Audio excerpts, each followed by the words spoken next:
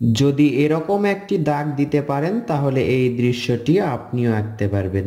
এখান থেকে এইভাবে দুইটা দাগ নিচের দিকে নেমে নেমে দিব, এটা এটার সাথে লেগে দিব, এটা এটার সাথে লেগে দিব।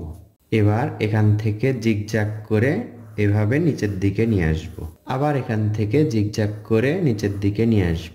এরপর আকাশাকে সোজা আঁকলাম, পানিতে এরকম একটু হালকা করে দাগ দিব, এখানে দেখুন একটু ঢেউ করে দিব। এরপর এখানে একটা দাগ দিব এবং এখানে একটা দাগ দিব, পারগুলো আমরা ডাবল করে দিব। দেখুন এই দাগ থেকে কিভাবে আমরা গাছ আঁকবো। এই তো দেখুন নিচের দিকে যত আসবে এই দাগগুলো তত চওড়া হবে। এই গাছটা আঁকা অনেক সহজ, একটি দাগের মাধ্যমে অত্যন্ত সহজ একটি কৌশল। এরপর নিচে দেখুন এটা একটু গাঢ় করে দিতে হবে, মোটা করে দিতে হবে, এই তো শিকড়টা। তো বন্ধুরা, কেমন লাগলো 1 মিনিটে আঁকা সুন্দর এবং সহজে এই দৃশ্যটি কমেন্ট করে জানিয়ে দিন।